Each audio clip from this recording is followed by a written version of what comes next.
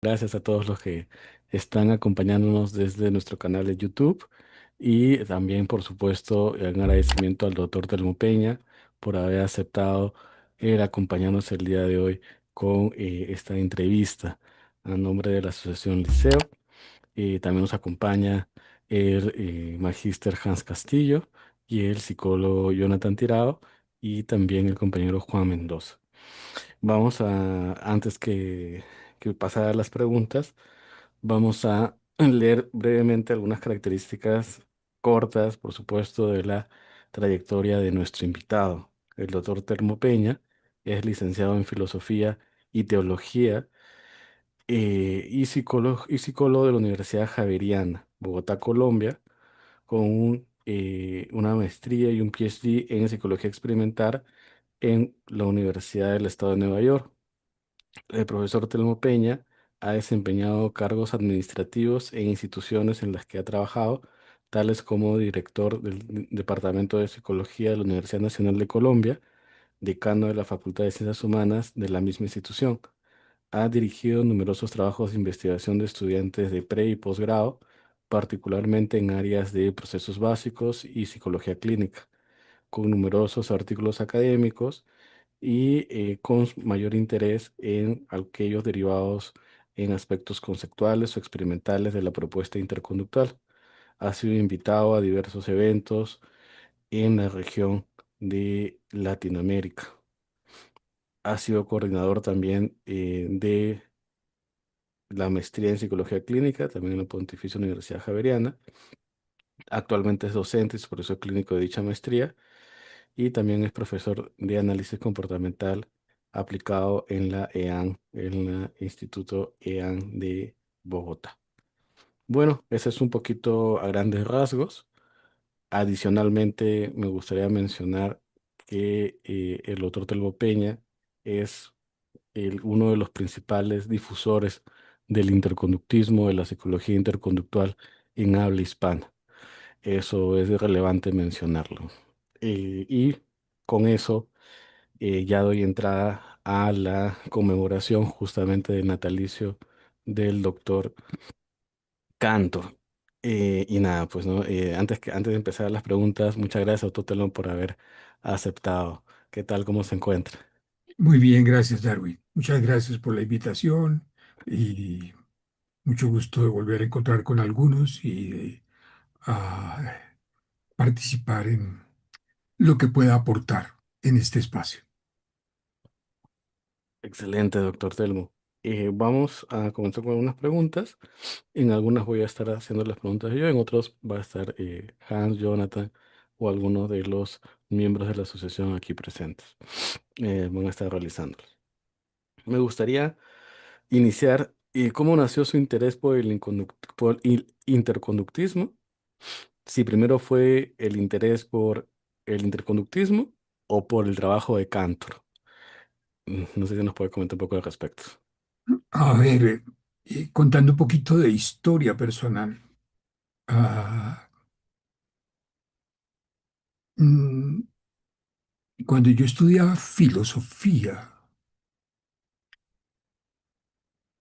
eh, tomé un curso de antropología filosófica. Y ese curso de antropología filosófica me puso en tela de juicio el concepto tradicional de alma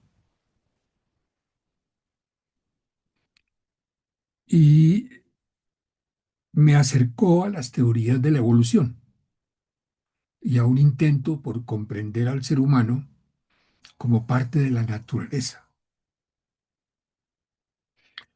Digamos que eso fue una de las razones por las cuales terminé decidiendo estudiar psicología luego.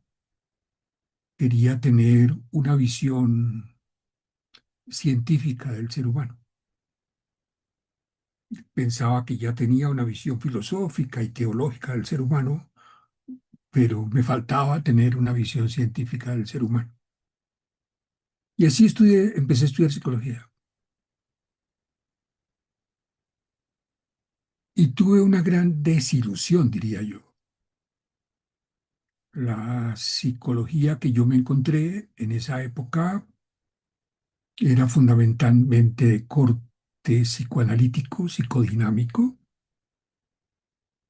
y con una gran cantidad de especulación y muy poca fundamentación, ni siquiera era una reflexión científica. Mm,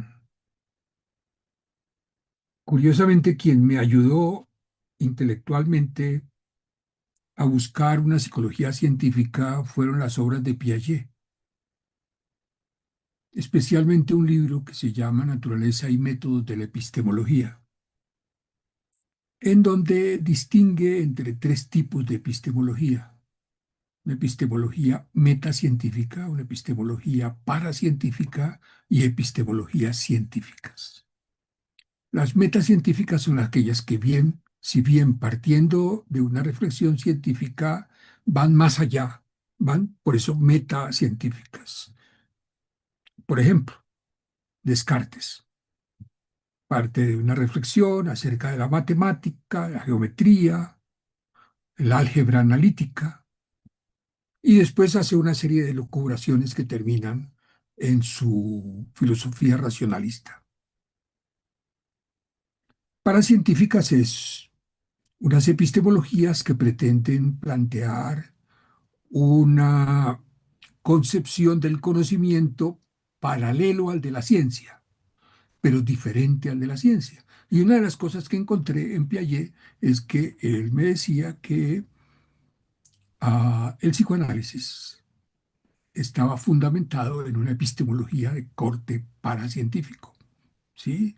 No entraba en contradicción, pero no era científica propiamente.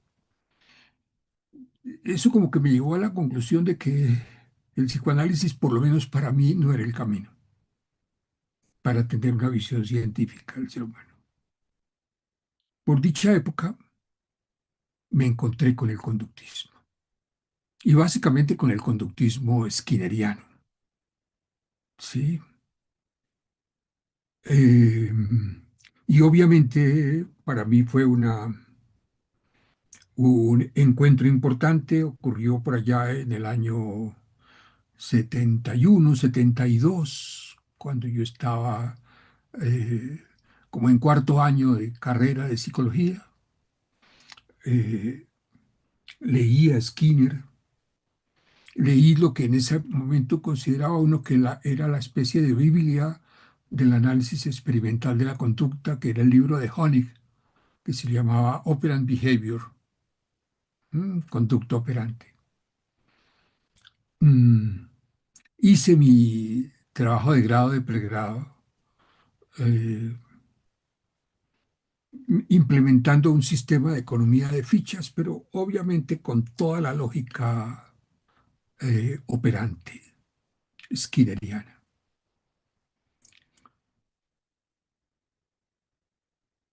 Posteriormente llegué a la vida académica y enseñé conductismo operante skinneriano. Por allá en 1978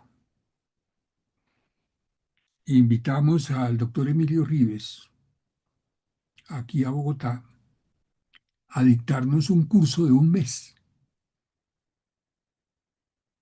más o menos como que él tenía la libertad de enseñarnos lo que a bien tuviera.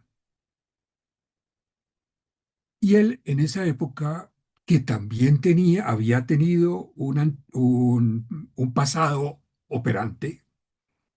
De hecho, su primer libro de Rives, Técnicas de modificación de la conducta, su aplicación al retardo, está pensado desde una perspectiva claramente operante, ¿sí? Aunque ya empiezan a haber vislumbres de lo que posteriormente sería su aproximación interconductual.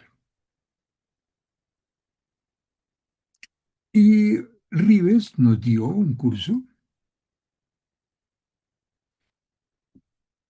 que nos abrió al pensamiento de Cantor. ¿M?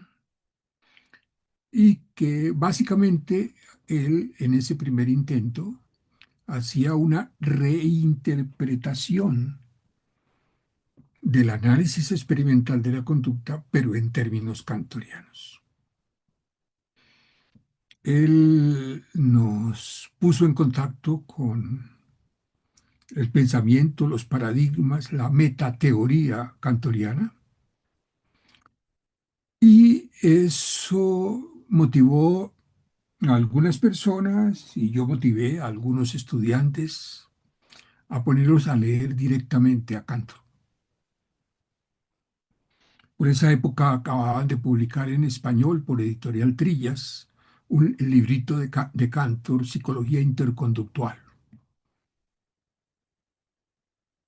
Confieso que no es fácil leerlo, es una especie de ladrillo, ¿sí? Pero que hay que masticar muy cuidadosamente para entender eh, lo que Cantor planteaba, que era completamente divergente de lo que hasta ese momento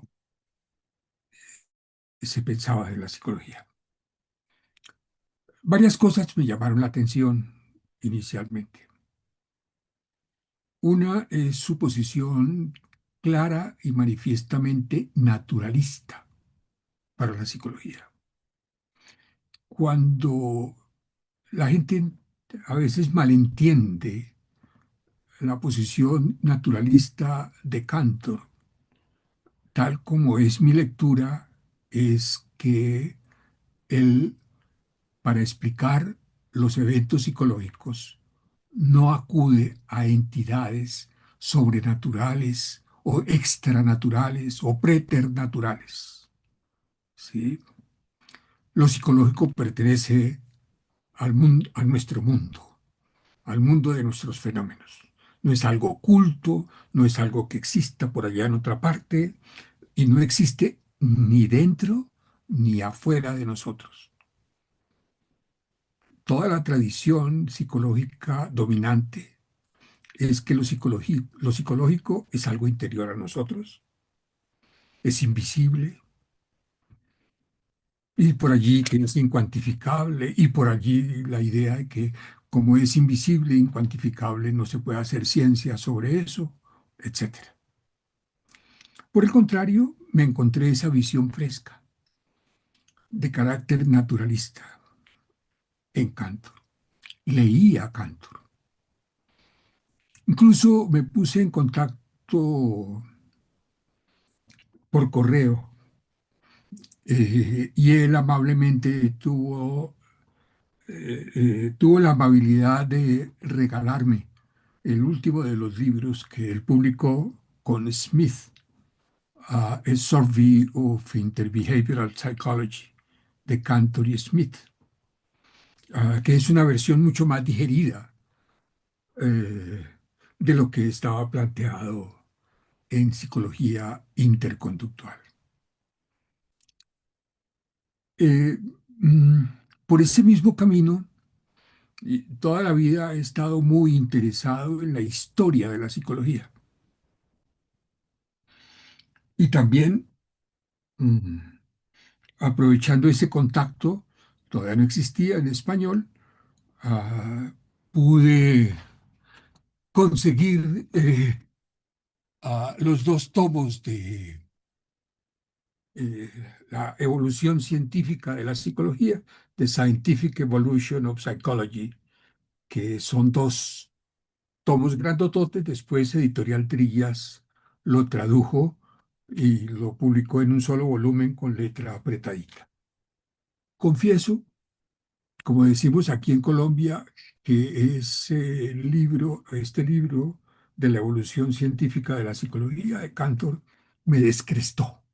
Es decir, mm, por primera vez veía una visión integrada de la historia de la psicología hecha con una perspectiva particular, porque con frecuencia uno se encuentra libros de historia de la psicología en el cual los autores, con un ánimo de ser imparciales, presentan una visión de los autores a lo largo de la historia de la psicología ah, mm, tratando de no sesgar, ¿sí? Aquí, en este libro de Historia de la Psicología de Cantor, él tiene una perspectiva y con eso, con ese lente, mira a los diferentes autores desde la Grecia antigua hasta cerca de mediados del siglo XX. ¿Sí? El libro fue publicado en el 63. Mm, Eso causó en mí una fuerte impresión conceptual e intenté pensar el mundo con la perspectiva cantoriana. Eh, por esa época, un poco después, en el año 79, eh, me fui a los Estados Unidos a hacer mi doctorado. El único libro que me llevé fue el de Cantor. ¿Sí? Ah, fui a un programa de psicología experimental, mm, básicamente skinneriano, un poco trabajando en los modelos de la ley de igualación de Bernstein y con una clara influencia de Howard Racklin, eh, el impulsor del conductismo teleológico. Tomé un curso con Racklin y curiosamente me encontré con que Racklin citaba a Cantor. Eso me llamó la atención y me acerqué a Racklin, a Howie, como le decíamos. Desafortunadamente él murió hace un año, 2 años.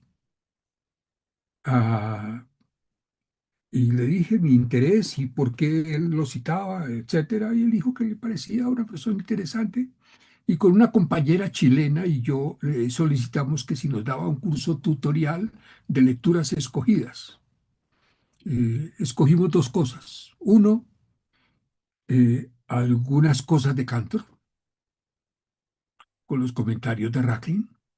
Y otro, un libro que tal vez algunos de ustedes conozcan de Zurich, que estaba en proceso de publicación, que se llama Behaviorism, ¿sí? Conceptual Reconstruction. Ah, allí empecé a elaborar más el pensamiento de Cantor con esa ayuda. Me encontré otra cosa. Tomé un curso de percepción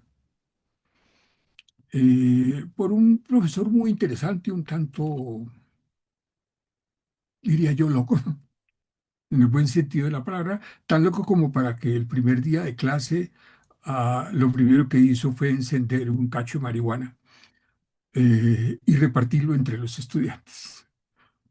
Mm, pero él me puso en contacto, este profesor Gilchrist, ah, con el trabajo de James Gibson sobre percepción, ¿sí?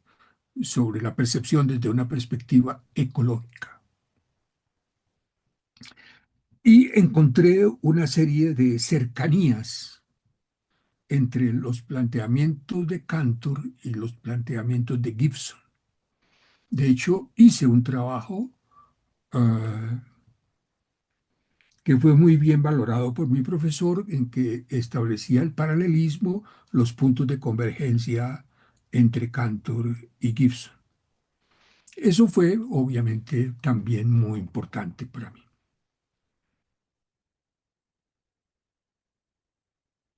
Había otro paso que se dio a finales de los 70. Emilio Rives ah, fue nombrado director de un nuevo programa de psicología de la UNAM en su sucursal de Iztacala, eh, creo que se llama FES Iztacala, Fundación de Estudios Superiores de Iztacala. Y él creó un programa con la asesoría de Cantor, allá en Iztacala. ¿Mm? Y básicamente ese programa tenía dos características principales. Una, romper con los modelos tradicionales de enseñanza de la psicología y era un programa en el cual había mucho énfasis, había tres aspectos fundamentales en el programa: la formación teórica, la formación metodológica y la formación práctica. Y las tres dimensiones están presentes durante todo el periodo de formación. Solo que el aspecto teórico era de un gran énfasis en los primeros semestres de la carrera e iba disminuyendo progresivamente.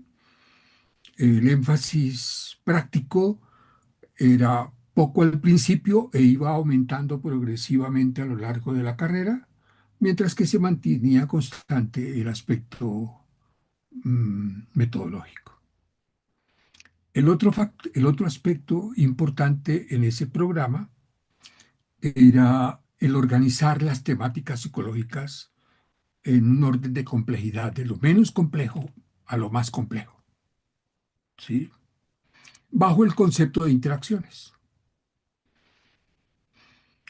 Interacciones con el medio físico, interacciones con otros individuos, interacciones del individuo consigo mismo. ¿Mm? Por esa época hicimos un intento aquí en Colombia. Eh, yo llegué a ser director del programa de psicología, del Departamento de Psicología de la Universidad de los Andes, antes de ir a la Nacional, e hicimos una reforma curricular con espíritu cantoriano. ¿Mm? Ah, Desafortunadamente, tengo que confesar que eh, para que un programa de ese estilo tenga la posibilidad de tener algún éxito, supone profesores que estén claramente comprometidos con esa forma de mirar el mundo, ¿sí? Y a veces ocurre cuando se producen reformas curriculares en las universidades que se cambian los nombres, pero se sigue enseñando lo mismo y de la misma manera. Y creo que ese fue el resultado. Sí, se hizo el intento en la Universidad de los Andes con ese programa, más o menos desde 1980-81, como hasta el año 87-88. ¿Mm?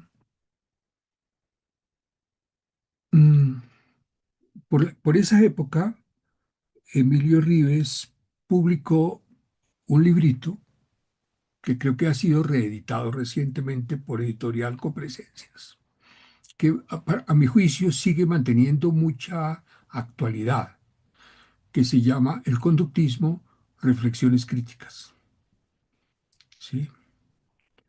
Y allí, básicamente, lo que uno encuentra en ese libro, en ese librito, es la crítica que hace un conductista del conductismo skinneriano.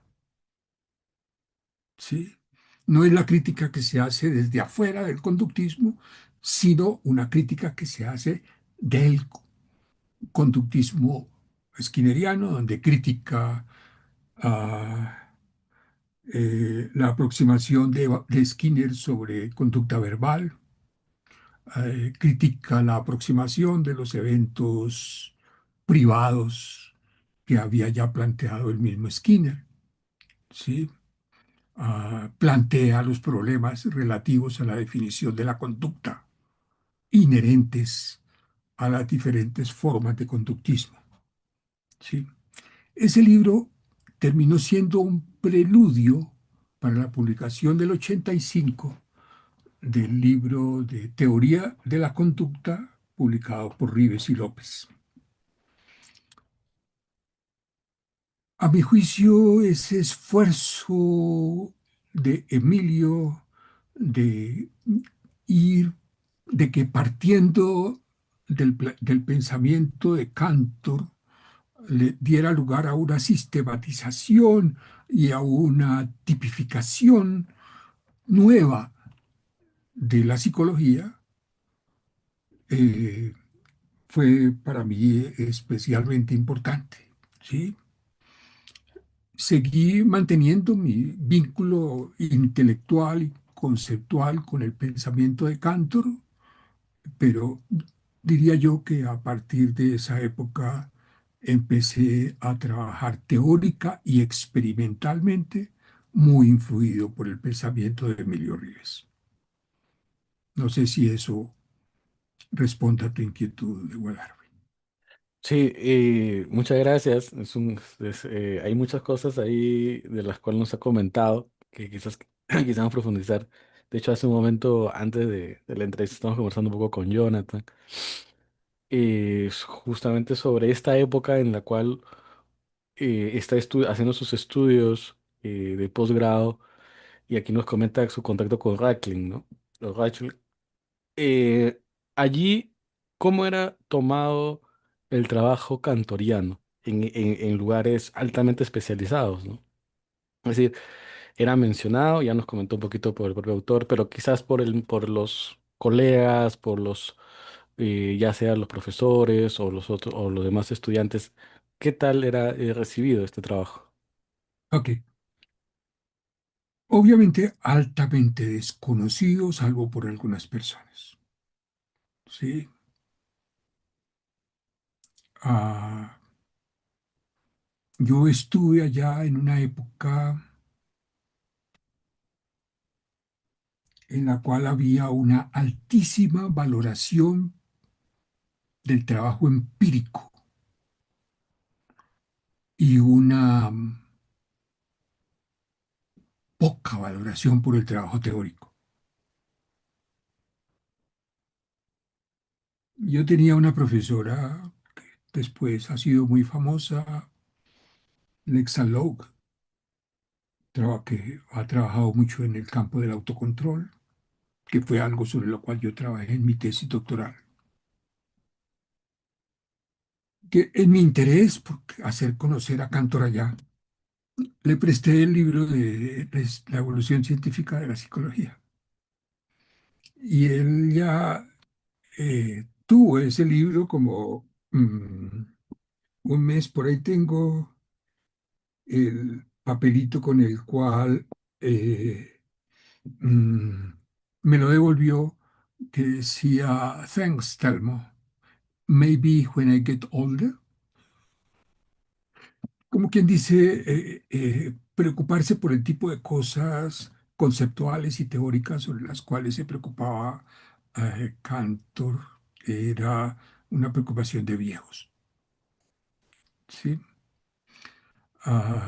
Encontré en el ambiente de la Universidad Americana, al menos allá en la universidad donde yo estuve, y además tuve la oportunidad de intercambiar con colegas de otras universidades. De hecho, participé en una conferencia de análisis experimental cuantitativo en Harvard, eh, y donde tuve la posibilidad de encontrarme con Catania, con Fantino, con Herstein. Inclusive tuve una entrevista personal con Skinner. Eh, Y había una clara preferencia por el trabajo empírico, y por esa época Racklin había empezado a publicar cosas teóricas, ¿sí? Y sus colegas muchas veces lo veían como: "Mm, no está haciendo hard research, no está trabajando en lo que debería trabajar, deberías dedicarse a hacer experimentos y producir datos", ¿sí? Ahí yo me acordaba la cita de Wittgenstein, de que la psicología es un mar de datos y un mar de confusión conceptual. Y precisamente algo que siempre me ha interesado personalmente es eh, el tratar de tener claridad conceptual acerca de eso, de la psicología en particular. Y eso es algo que a mí particularmente me llamaba la atención del pensamiento kantoriano. Mm, Me interesé averiguar por qué razón era tan desconocido el pensamiento de Cantor en la academia norteamericana. Encontré varias cosas. Había dejado huella importante en algunos importantes conductistas. Cito algunos. Schoenfeld, uno. Sidney Bichou, otro. Bohn, otro. ¿Mm? Quienes rescatan la obra de Cantor, pero quien ven fundamentalmente en Cantor un filósofo de la psicología más que un psicólogo experimental, ¿sí? Y que el pensamiento teórico, digamos, filosófico, epistemológico, ah, debería influir en la forma como se hace investigación en psicología. Y eso se manifiesta, por ejemplo, en el trabajo de Schoenberg, experimental, ¿m? Con su puesta a tela de juicio el concepto molecularista de conducta, el concepto de Schoenfeld del behavior stream, de la corriente conductual, de la puesta en tela de juicio, la clasificación de los programas de refuerzo simples y de razón y de intervalo, etcétera, y hablar de los programas T-Tau, reproduciendo las ejecuciones que se tenían bajo los programas tal como los había planteado Skinner. O el trabajo de Bijoux con un tipo de metodología particular para estudiar conducta verbal bajo la perspectiva cantoriana. ¿Sí? Ah, de hecho, por ahí estaba mirando cuando antes estaba esperando que fuera la hora de esta entrevista y casi anticipándome a esta pregunta tuya, tengo este libro de autores gringos, no sé si lo alcanzan a ver, que se llama Modern Perspectives on Cantor and Interbehaviorism, ¿sí? Donde hay diferentes tipos de autores hablando de aspectos particulares de la perspectiva interconductual. Eso fue una cosa que me encontré.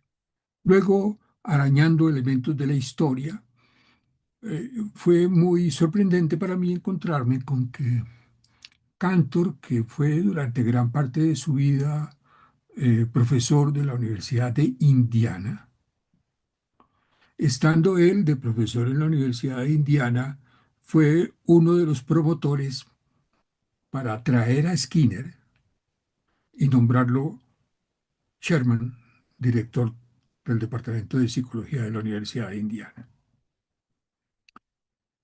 De tal manera que ellos durante varios años coincidieron como colegas y algunos relatan que tanto Cantor como Skinner tenían su propio grupo de fans, ¿sí?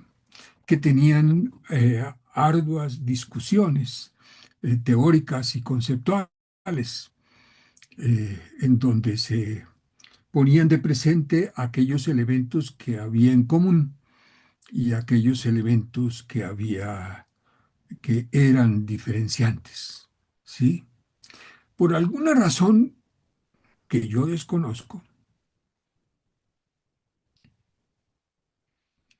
Cantor en su obra se abstiene de mencionar el nombre de Skinner. Inclusive habla de la caja experimental, del condicionamiento operante y todo eso, pero eh, eh, eh, Cantor publicó en el año 70 un artículo que se llama An Analysis of the Experimental Analysis of Behavior, un análisis del análisis experimental de la conducta, en el cual reconoce algunas cosas del conductismo skinneriano y señala una serie de limitaciones del conductismo skinneriano. Eso también lo encontré y, a mi juicio, una de las razones del gran desconocimiento del pensamiento kantoriano tiene que ver precisamente con ese sesgo empiricista de gran parte de la Academia Psicológica Norteamericana, al menos en la época en que yo estudié allá, y lo que uno encuentra en las publicaciones, ah, mm, en las publicaciones ordinarias, ¿sí?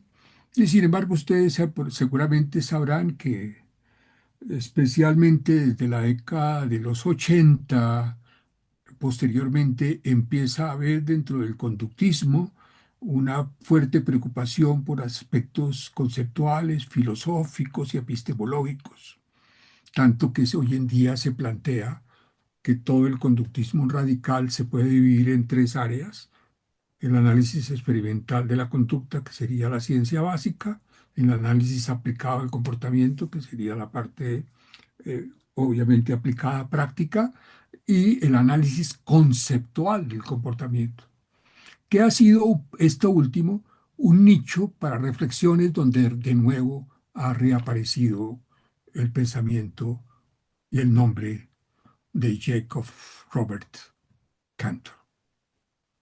¿Sí? Muchas gracias, doctor Telmo. En esta época, cuando ya regresa y tiene la oportunidad de hacer estos cambios curriculares ya en Colombia, ya en una universidad colombiana, ¿es cuando nace el grupo de conducta simbólica o nace No, eso el ya posterior. a posterior? ¿Había algún grupo de trabajo en la universidad previa? Mm, allá, eh, esa universidad probablemente es la universidad privada más importante de Colombia, la Universidad de los Andes. Pero como ocurre en muchas de nuestras universidades, y creo que no ocurre exclusivamente en Colombia, sino probablemente en muchos de los países de Latinoamérica, y no sé si en el mundo, eh, hay un alto sesgo profesionalizante de la psicología. La gente llega a estudiar la psicología a aprender un oficio. ¿M? Y evidentemente desde el punto de vista tecnológico, el interconductismo no tenía casi nada que ofrecer. Era más de reflexión conceptual, de reflexión teórica y de una manera particular de hacer psicología, entendiendo psicología como la disciplina básica. ¿Sí? Eso hacía que en esa universidad privada mm, no fuera buena tierra, no fuera tierra fértil para que ese tipo de preocupaciones que a mucha gente le parecía interesante, pero a lo cual no iba a dedicar su vida. Luego yo pasé a la Universidad Nacional de Colombia, que es la universidad pública más importante del país, que tiene una configuración estudiantil completamente diferente a la de la universidad privada. Para poner solamente un hecho, la mayor parte de los programas de psicología en las universidades privadas, los estudiantes son predominantemente niñas, mujeres, y los hombres son una pequeña minoría. Y me encontré en la Universidad Nacional con que eran más o menos mitad y mitad. Y en algunos semestres había más hombres que mujeres. Eh, Además de un estrato socioeconómico diferente, con un alto nivel con una calidad personal e intelectual bien interesante. Y allí me encontré con un terreno fértil ah, para el desarrollo del interconductismo. En ese contexto, eh, por parte de las dinámicas internas de fomentar la investigación, ah, creamos en, en- en psicología de la Universidad Nacional una alternativa para la práctica, que era hacer prácticas en investigación. Y no como tradicionalmente era prácticas de clínica, prácticas educativas, prácticas en las organizaciones, prácticas en las comunidades, sino alguien en lugar de hacer práctica pudiera dedicar ese tiempo a la investigación. Eso dio la oportunidad entonces para crear ciertos condiciones para que se pudiera hacer práctica y era que ah, los profesores que ofrecieran práctica en investigación debían tener proyectos de investigación a los cuales se afiliaran los estudiantes y se crearan laboratorios de investigación dependiendo de ese tipo de intereses. Eso dio la oportunidad para que un grupo, pudiera yo reunir un grupo de gente de pregrado y de maestría, crear el laboratorio de análisis de la conducta simbólica y a su vez estudiantes de pregrado y posgrado que trabajaban en ese laboratorio. Logramos algunos recursos para tener dos o tres computadores, para comprar un poco de software y poder programar experimentos. Y allí surge y nace el grupo de análisis de la conducta simbólica que duró mientras yo estuve allá, ¿sí? Y hubo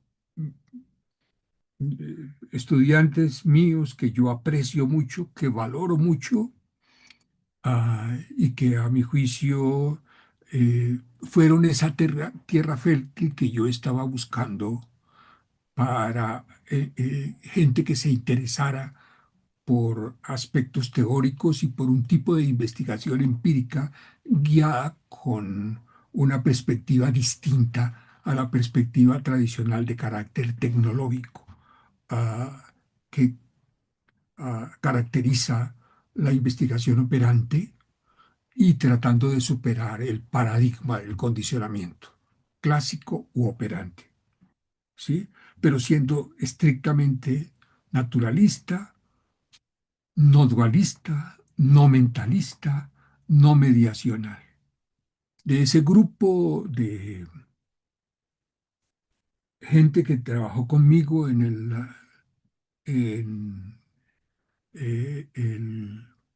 grupo de investigación de análisis de la conducta simbólica, que en su momento estaba registrado en Colciencias, que hoy en día es el Ministerio de Ciencias, y que fue financiado en algunos proyectos, tanto por la Universidad Nacional como por Colciencias, eh, dieron lugar a un poco de gente que se graduó, unos primero en el pregrado y luego en la maestría en psicología, no, psicología básica, psicología experimental.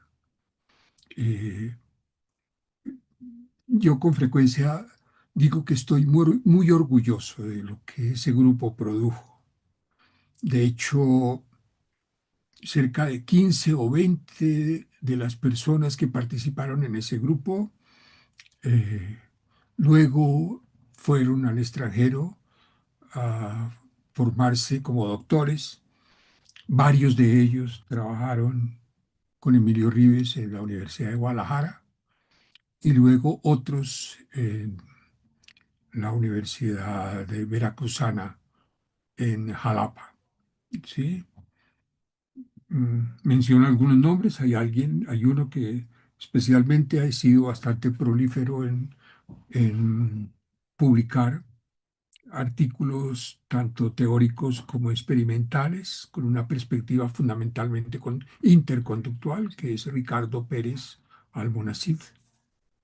Está también René Bautista, está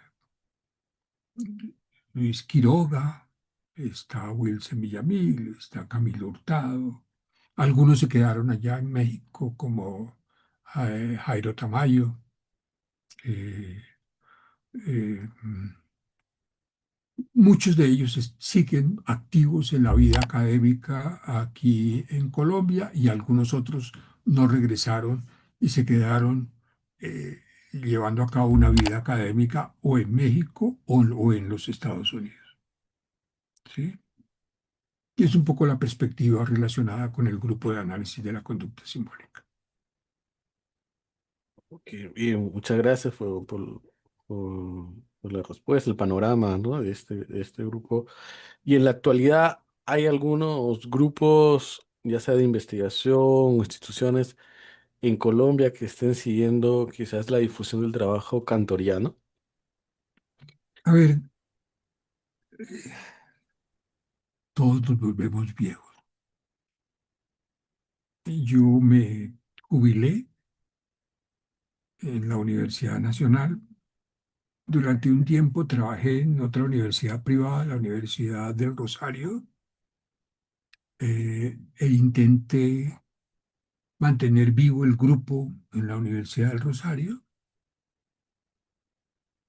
pero hubo muchas dificultades logísticas, por una parte, de cambiar la afiliación del grupo de una universidad a otra, y por asuntos de carácter financiero había un proyecto en marcha con financiación, pero entonces quería conciencias que eso siguiera siendo financiado para la Universidad Nacional y no para una universidad privada, pero yo ya no tenía el vínculo. Y todo ese tipo de condiciones hizo que el grupo que subsistió con algunos proyectos durante esa época, entre el año 2011 y 2017, terminara con mi salida también de la Universidad del Rosario. Actualmente, desde mi perspectiva, en lo que yo hago, eh, mm, mm, en mi docencia en la maestría de psicología clínica de la Universidad Javeriana, en mis cursos está presente el pensamiento kantoriano y la visión particular de Emilio Rives del interconductismo, por una parte. He trabajado con estudiantes en investigación y siempre hay uno o dos proyectos de investigación hechos con la perspectiva interconductual, ¿sí? Pero en un campo aplicado, en el campo clínico. Eh, el último acaba de ser sustentado, una tesis allá de maestría en la Javeriana, sobre terapia de pareja, ah, que básicamente maneja el concepto de las emociones como factor disposicional del comportamiento. Es una terapia de pareja centrada en las emociones y conceptualizado con una perspectiva interconductual. De igual manera, se han hecho algunos trabajos investigativos por el sesgo de esta maestría en el campo aplicado, eh, especialmente tratando de poner en práctica y haciendo variaciones en la propuesta del análisis contingencial que está inspirada en los planteamientos de Emilio Ríos. ¿Sí? Eh, Actualmente hay un grupo de estudiantes de la maestría y que estamos en proceso, que se interesaron muchísimo en la perspectiva interconductual y estamos empezando a organizar un grupo de estudio mm, en psicología interconductual. En los últimos 3 años he mantenido ese tipo de actividad. Actualmente tenemos un grupo de estudio básicamente mexicano-colombiano, donde participan a profesores y estudiantes colombianos y mexicanos. eh, eh, mm, Nos reunimos semanalmente 2 horas. mm, y tenía un grupo mm, de estudiantes de pregrado, también de distintas universidades, ah, eh, que funcionó bastante bien hasta la pandemia, ¿sí? Que es un poco el tipo de actividades que mantengo y trato de estar presente. Más allá de mí, hay otras personas. Ricardo Pérez es profesor de la Universidad de Antioquia en Medellín y allá tiene un programa de investigación con una perspectiva fuertemente influida por la perspectiva interconductual. El mismo René Bautista, que trabaja en la EAN, donde colaboré el semestre pasado, eh, también. eh, mm, y hace poco llegó de terminar su doctorado un psicólogo colombiano que trabajó con Linda Hayes en Reno, en Nevada, José, que me pidió el apellido en este momento. Ah, de hecho, él publicó un artículo con Mitch Freiling, eh, en que hace una recensión del libro de 2018 de Emilio Rives, de Teoría de la Psicología, ¿sí? Eh, y hizo la traducción al inglés de ese libro. Y actualmente también está vinculado a la maestría de psicología clínica y veo allí una figura muy prometedora para mantener vivo el pensamiento interconductual. ¿Mm? Es un poco el panorama. Genial, y muchas gracias. Doctor, aquí tengo unas preguntas. Bueno, yo sé que estamos un poquito con el tiempo, pero igual me gustaría hacerlas aprovechando, obviamente, la entrevista. Y es alrededor de estas, ya un poquito, una pregunta que es un poquito más teórica. En el 2000 hay un artículo que fue un tanto polémico de su parte, que era sobre las insuficiencias del Ujú. análisis de la conducta, ¿no? Me acuerdo que incluso hubieron algunas respuestas interesantes. La Y una principal, contrarrespuesta a mí. sí, exactamente. Y la principal idea es que hay consecuencias en el uso o del uso de conceptos derivados de reflejo para el estudio del comportamiento propiamente humano. Esa es la idea general, ¿no? Ya en el 2025, ¿no? 25 años después, ¿considera que esto sigue vigente? ¿Todavía hay problemas en las propuestas conductistas en general o el análisis implementario de la conducta? ¿Todavía percibe estos problemas derivados de reflejo en el estudio de esa clase de comportamiento? Diría que estoy mucho más convencido de las limitaciones de la aproximación operante. La aproximación operante en Skinner está fuertemente ligada al concepto de reflejo, ¿sí? De hecho, el concepto de fuerza de la operante es derivado del concepto pavloviano de fuerza del reflejo. Ese es el esquema general, adaptado de distintas maneras, ¿sí? Y con ese esquema se pretende dar cuenta tanto de la conducta animal como de la conducta humana. ¿Mm? Y cuando uno mira el libro de Skinner, Conducta Verbal, ¿cómo define él la conducta verbal? Es una conducta operante. ¿Mm?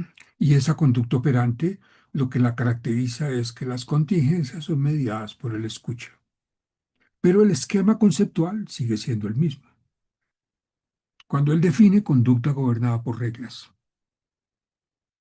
considera que una regla es un estímulo verbal que funciona como estímulo discriminativo de ciertas consecuencias si se hace algo. O sea, todo es el mismo esquema con el cual se conceptualiza.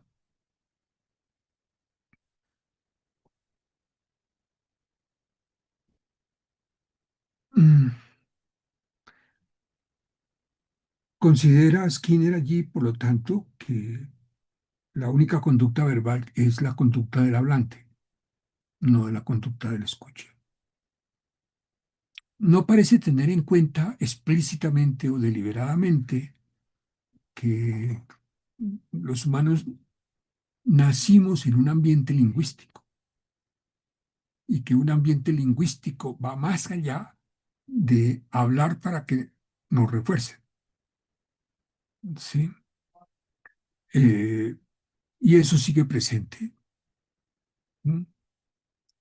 Eh,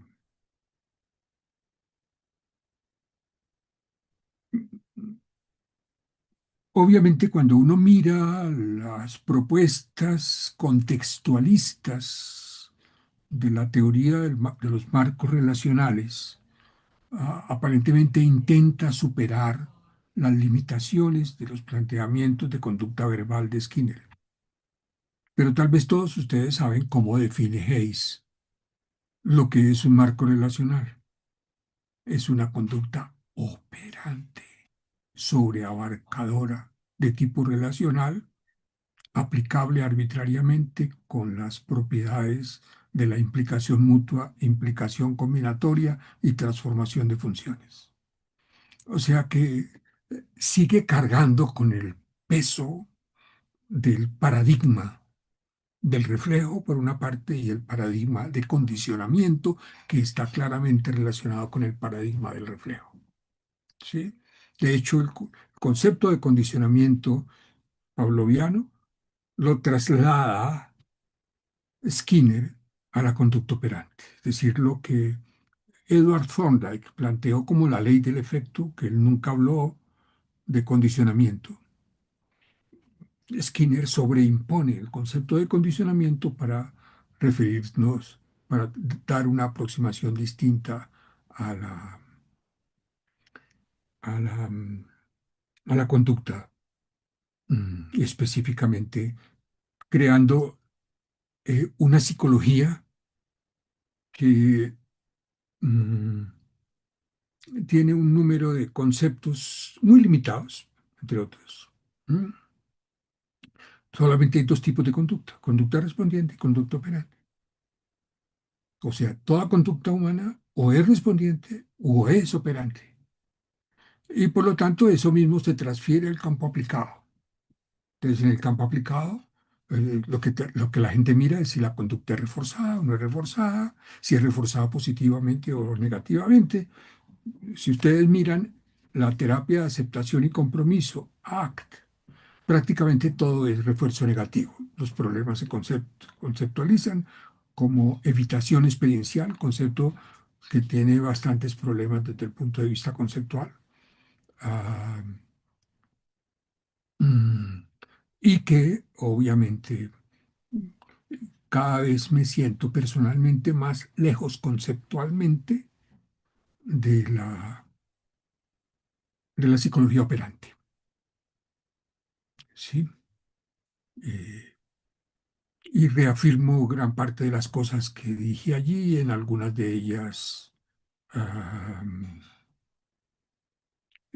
creo que hoy tengo mayores argumentos para defender ese punto de vista. Obviamente eso no le gusta al operante ortodoxo, ¿sí? Pero pues Mm. En ese siempre sen- pienso que el ambiente de la academia es precisamente el ambiente donde se pueda debatir, discutir, sin matarnos, ni mm, personalmente, ni moralmente, ni académicamente. Claro que sí. En el trabajo esquineriano hay como una suerte de alejamiento, es cierto, al concepto de sociedad o de social. Es decir, parecería que no lo soporta, o abiertamente, ¿no? En el libro de conducta verbal lo comenta, ¿no? Sin embargo, ya de la propuesta del trabajo que usted ha estado realizando y derivados del trabajo tanto interconductual, ¿por qué considera que es relevante el sí considerar a las instituciones, a la sociedad, a las prácticas sociales como algo fundamental del comportamiento humano y qué avances investigativos ha encontrado ya tanto del 85 del libro de teoría de la conducta, como también de teoría de la psicología del 18, ¿no? Ok, pues la pregunta que tú haces tiene distintas aristas diferentes. Por una parte,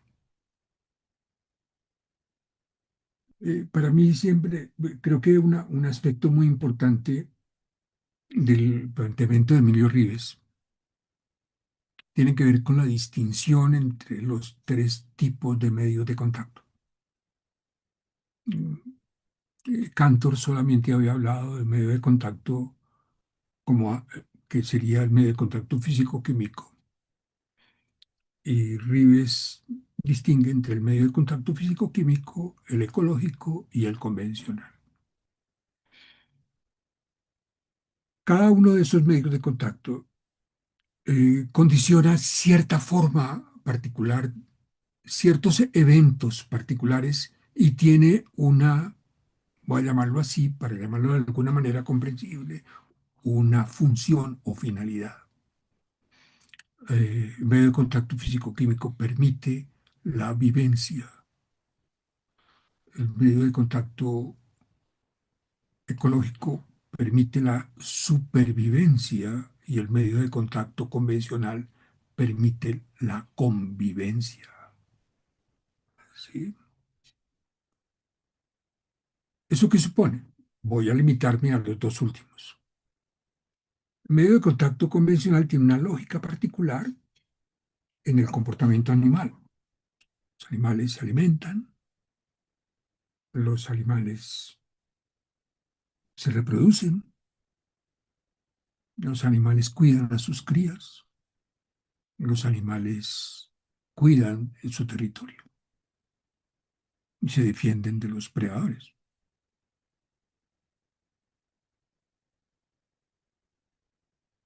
Mm. Y eso es lo que permite un medio ecológico y supone un hábitat, un bioma particular donde eso sea factible. ¿Sí? En el caso humano, eso mismo existe, pero subordinado a otros elementos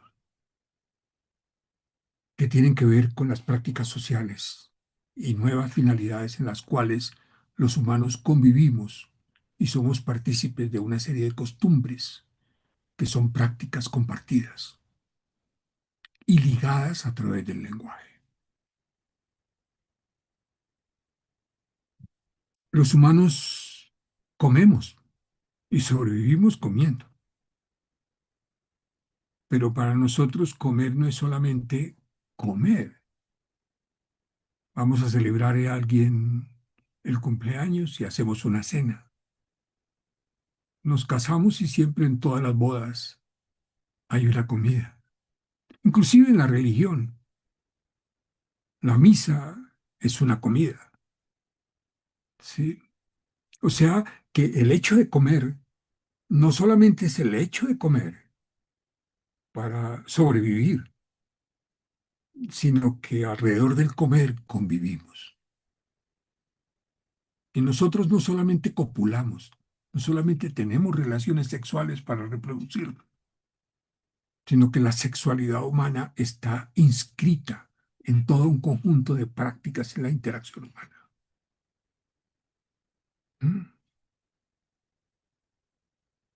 Cuando a mí me dicen que lo único que yo tengo que hacer es reforzarle y darle al niño un emanem cada vez que dice o se comporta correctamente, estamos tratando al niño como un animal, como si la lógica fuera simplemente la lógica de, eh,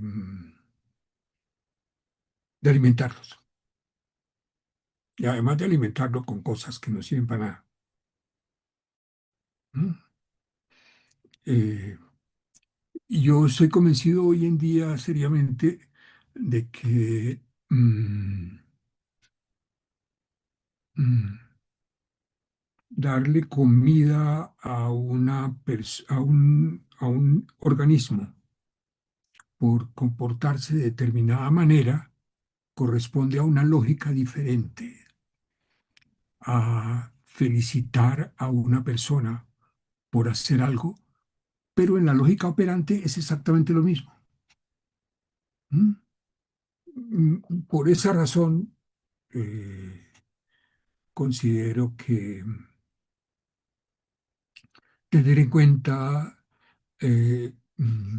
las prácticas sociales como condicionamiento y el lenguaje como condicionamiento, no como una conducta que emerge luego. Nacemos es en ese mundo lingüístico y eso nos hace culturalmente distintas, de tal manera que lo que yo soy psicológicamente hablando, es decir, lo que he construido en mi ontogenia, no lo puedo separar del contexto sociocultural en el cual yo me he desarrollado. Y ese contexto está mediado por todas las instituciones informales y formales de las cuales yo he sido parte y participo. En ese sentido, ha habido intentos, algunos más exitosos que otros, de estudiar experimentalmente algunos fenómenos bajo ese tipo de perspectiva. Yo invito a mi audiencia, de hecho, en el libro de 2018, Rives da al hablar de cada uno de los contactos funcionales, hace el esfuerzo de dar ejemplos, sacando de la literatura psicológica y propone en algunos otros casos el tipo de experiencias experimentales que se han y se están llevando a cabo tanto principalmente en México, en Guadalajara, en Jalapa, eh, también por allá en Sonora, en el norte de México. Hay todavía un grupo que sigue vigente en Iztacala, eh, en la cual se han hecho trabajos experimentales. Eh, en la experiencia investigativa experimental que yo he asesorado y he participado, eh, mm, mm, trabajamos hace unos años en experimentos que tenían que ver con la transferencia del aprendizaje utilizando estímulos convencionales eh, y la participación del lenguaje en la solución de problemas eh, que fueron interesantes y llamativos.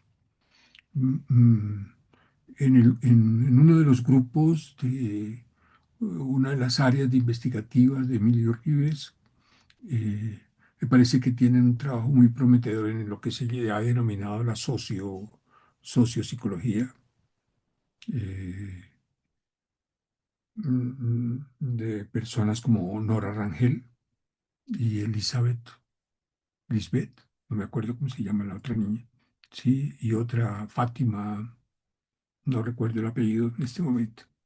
Y están haciendo un trabajo experimental interesante, ¿sí?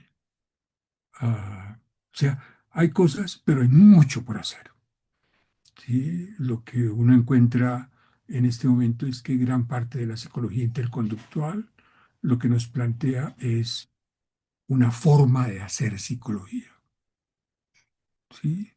En ese sentido, una metateoría que está en el proceso de convertirse en una práctica científica real. ¿Mm? Pero tengo que reconocer que no es un proyecto hecho, sino un proceso de construcción. Genial. Gracias por ese panorama, doctor Telmo. Y ya por un tema del tiempo también, ¿qué lugar ocuparía dentro de esta conversación el, con motivo del curso justamente que está haciendo a través de la asociación? ¿Qué lugar ocuparía esto que ha denominado como explicitación autorreferencial? Sería una propuesta de reconceptualizar en la práctica clínica, o también te viene de una suerte de reflexiones alrededor del lenguaje y el pensamiento como un método para estudiarlo, quizás en otros espacios Hay dos o más tres ideas teóricos. centrales alrededor de eso.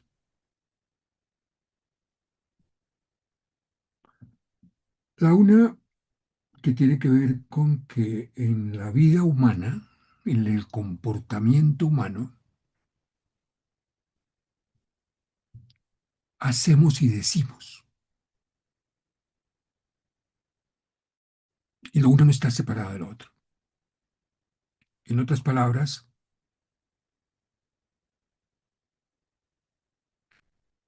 hacemos al hablar y hablamos al hacer, ¿sí? Siempre que se habla de algo. Por eso todo comportamiento lingüístico es referencial. Nos referimos a algo. ¿Mm?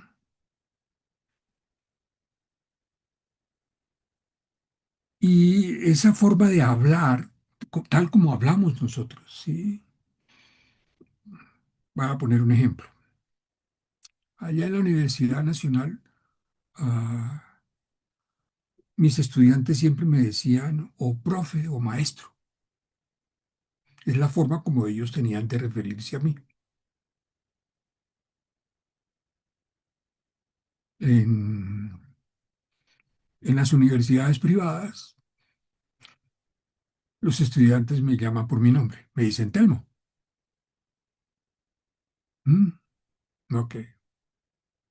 O sea, por alguna razón consideran que es una relación más igualitaria, mientras que allá hay... ¿Mm? Eso usualmente no es explícito en qué es lo que justifica hablar, referir de una forma u otra y que tiene que ver con la forma como se comportan en relación conmigo.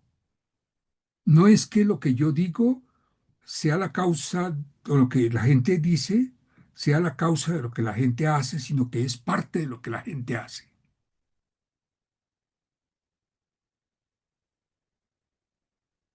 Desde esa perspectiva, ah,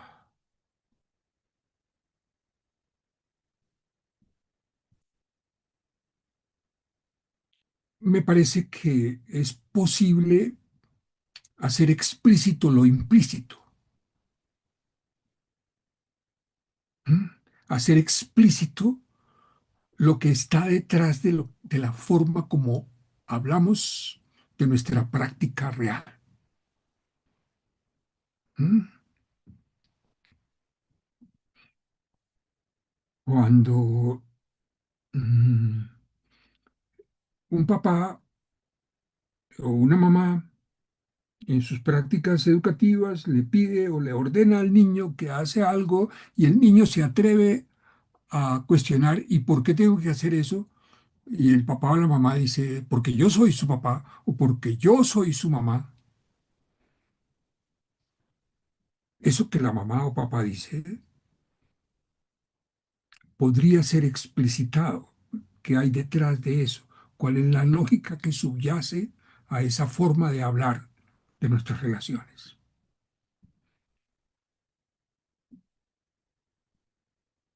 En segundo o tercer lugar, tengo el convencimiento de que el comportamiento de las personas, cualquiera que sea nuestro comportamiento, siempre es un comportamiento de carácter social. Cuando digo social, es que está moldeado, estructurado dentro de unas prácticas sociales, así yo esté solo. ¿Sí? Y hablamos de eso, y es socialmente reconocido como tal. Y desde esa perspectiva, creo que eso que llamamos los problemas clínicos son problemas que tienen que ver con problemas en la interacción y en la forma como las personas actualizan su comportamiento social, en el cual puede haber discrepancias o problemas. ¿sí? Y a veces esas discrepancias o problemas radican en la forma, para decirlo explícitamente, cómo ah, hablamos de las cosas sin tener en cuenta lo que está implícito allí. Pienso además que eso está muy vinculado con algo que puede parecer no tener nada que ver con esto y que es la propuesta que tiene un origen marxista, que tiene que ver con el concepto de ideología, y con el concepto de las prácticas ideológicas, eh, que son justificaciones de un estado de cosas. ¿Mm? Obviamente hay muchas instituciones en la sociedad que tienen una función ideológica, como por ejemplo la religión. ¿Mm? No solamente la religión, muchas cosas, la moral, la ética, un montón de cosas que tienen una función ideológica y que pretenden mantener un estado de cosas particular en la sociedad. Ustedes no sé si recuerdan, especialmente por allá, no, tal vez usted no ha nacido, en los años 70, etcétera, donde buena parte del pensamiento marxista estuvo muy presente, especialmente en nuestras sociedades latinoamericanas. Y se habló mucho de la toma de conciencia, de la concientización, como un elemento que podía promover el cambio social, ¿sí? La toma de conciencia no va a producir el cambio social, pero muy probablemente lo puede promover.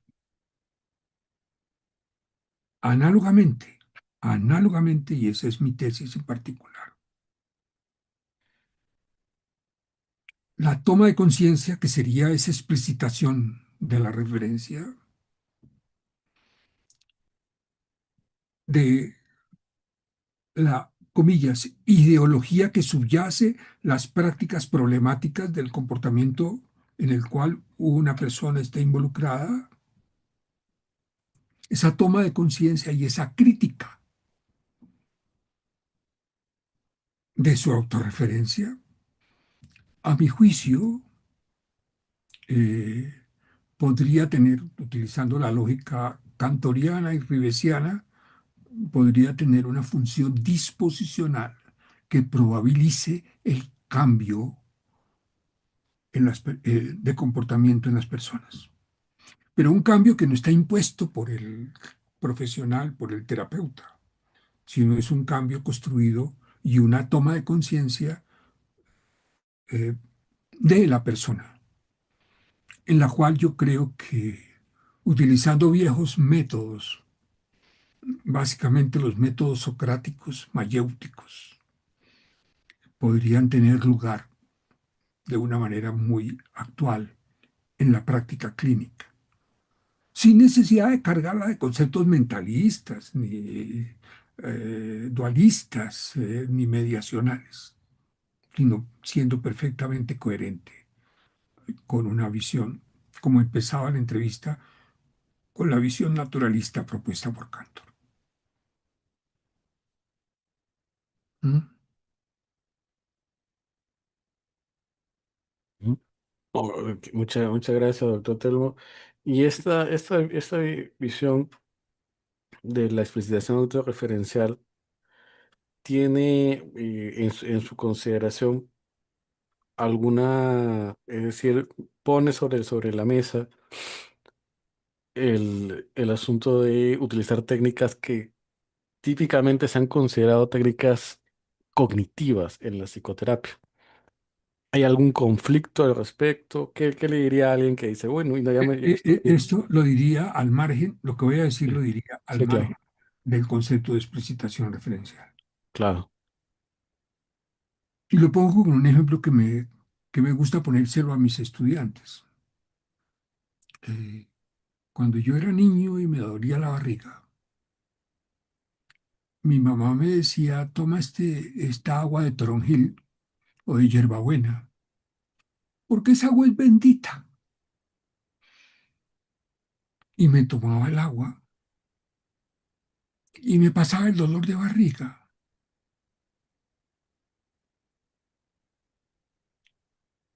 ¿Por qué? ¿Porque el agua estaba bendita o por las propiedades medicinales de la hierba que le echaban? Desde ese punto de vista, en el campo práctico, mm, a mi juicio, ah, no le veo ningún tipo de problema que si algo funciona, no pueda usarse. El reto para un profesional es precisamente intentar explicar con un marco de referencia coherente y desde su propia perspectiva el por qué una técnica como X o Y, como la reestructuración cognitiva, por ejemplo, funciona. Donde yo veo el problema y soy enemigo del eclecticismo teórico es que si yo voy a hacer a terapia cognitiva, tenga que volverme cognitivista a lo Aaron Beck, porque ni siquiera Aaron Beck es cognitivista en el sentido de la cognitive science contemporánea, es un cognitivismo hecho ad hoc por un psiquiatra de origen psicoanalítico, ¿sí? Pero probablemente muchas de las estrategias y técnicas que sirvan, pero el reto para mí es cómo desde una perspectiva interconductual puedo dar cuenta de ellas, ¿sí? O sea, hagan lo que quieran, si funciona y si ustedes pueden dar razón de por qué funciona desde una perspectiva que sea coherente. ¿Mm? Ujú. Eh, yo no tengo que volverme a ratos psicoanalista, a ratos humanista, a ratos cognitivista, a ratos operante. Eh, y creo que son dos tipos de conocimiento, dos modos de conocimiento distintos, el conocimiento científico y el conocimiento tecnológico. El conocimiento científico se, co- se consiste en las teorías explicativas de un aspecto del mundo que son susceptibles de prueba empírica. Y el conocimiento tecnológico no es verdadero ni falso, es útil o inútil, sirve o no sirve. Lo que hay que mostrar es que aquello que hacemos en la práctica funciona. Y tenemos el reto, si nos aproximamos a la ciencia, de saber por qué funciona. ¿Mm? Es un poco mi posición al respecto. Gracias, gracias, doctor Telmo. Pues teníamos muchas más preguntas, pero ya por un tema del tiempo, quizás vamos a dar el paso aquí a Jonathan Hans si tiene alguna pregunta adicional. Sí, adelante, Jonathan. Sí, sí, sí, una pregunta solamente. Bueno, gracias, doctor Telmo, por los alcances. Yo quería preguntarle em, en 2012, ¿no? Usted con unos colaboradores, ¿no? Escribieron un capítulo sobre el análisis de los avances, ¿no? Que tenía el tema de la función sustitutiva referencial, Referencia. ¿no? Es muy, muy bueno ese capítulo, siempre lo recomiendo, ¿no? Porque brinda un panorama de lo que se hizo, ¿no? Desde teoría de la conducta hasta en ese entonces, ¿no? Yo quería saber, ¿no? Si tiene algún comentario nuevo, alguna crítica nueva. Ya nos ha dado algunos alcances, pero también un poco mi interés va por cómo estudiarlo esto en el laboratorio, ¿no? Mediante experimentos. A ver, varias cosas. Por una parte, mm, a mi juicio, como está planteado en ese capítulo, eh, hubo muchos problemas en la comprensión de la propuesta de la función sustitutiva referencial. Tanto que para algunos, inclusive algunos investigadores, la función sustitutiva referencial se evidenciaba en hablar de lo que no está aquí y ahora. ¿Sí? Eh, y desde esa perspectiva se postulaba el llamado desligamiento, es decir, me desligo del aquí y del ahora. Entonces, si yo estoy hablando de lo que está pasando en Lima, estoy haciendo una sustitución referencial, ¿sí? Ah, lo cual plantea una serie de problemas. Esos problemas tienen que ver con que la conducta psicológica es de quién, del referidor o del referido, ¿sí? ¿Es hablar de lo que no está aquí y ahora o es la conducta del referido cuando se comporta en función de lo que yo hablo? ¿Mm?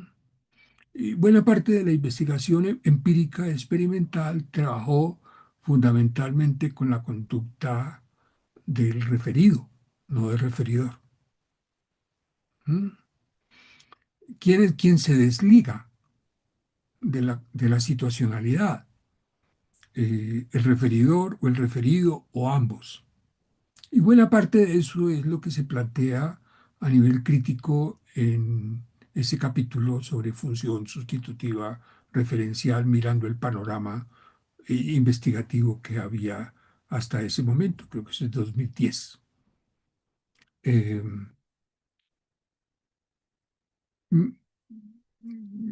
yo elaboré un proyecto de investigación que desafortunadamente por razones que ya están expuestas de que hubo problemas en la financiación, etcétera, estábamos trabajando experimentalmente en la función sustitutiva referencial con una perspectiva un poco diferente a de las personas que habían trabajado sobre esto, especialmente en Iztacala.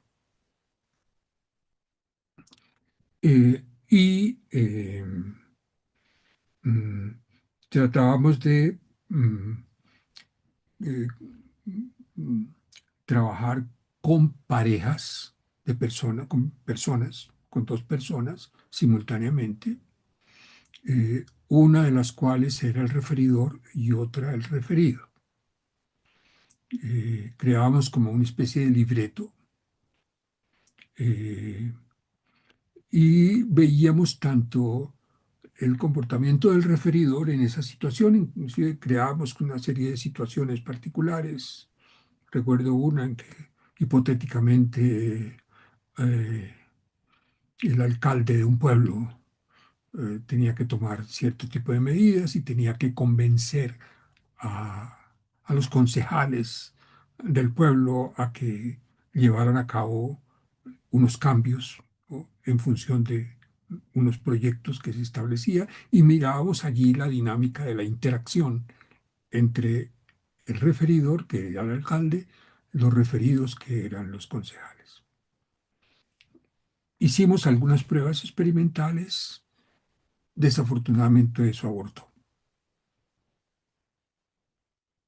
por razones ajenas a nuestra voluntad.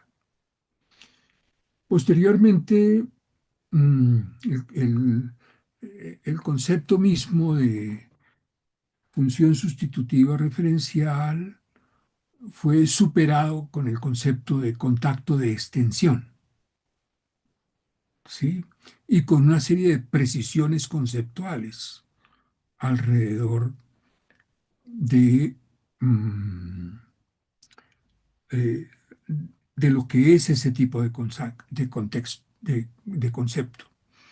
Es decir, la extensión solamente ocurre cuando el referidor logra un efecto en el referido, para decirlo en términos coloquiales. Ah, si yo hablo de convencerte a ti de algo, convencerte es algo que yo hago, pero que solamente se da en la medida en que tú cambies tu forma de mirar o de hacer con respecto de algo. sea que el fenómeno de la sustitución referencial, si seguimos utilizando el esquema del 85, o de la extensión, si utilizamos los conceptos del 2018 de TP, de teoría de la psicología, supone el mirar la interacción entre el referidor y el referido como dos momentos distintos y un doble desligamiento del referidor y del referido. ¿Sí? O sea, un proceso de referencia e inferencia, como está planteado mm, nuevamente. Y sobre eso habría mucho por trabajar y realizar. Y, y se requiere bastante creatividad para crear las condiciones experimentales para poder abordar y tener preguntas que tengan sentido, porque a veces en la investigación previa muchas de las preguntas simplemente experimentales tenían como objetivo decir, mire, aquí está ocurriendo el fenómeno, sí, pero no había muchas preguntas experimentales relevantes. Y cuando no hay buenas preguntas, creo que los programas investigativos empíricos son irrelevantes.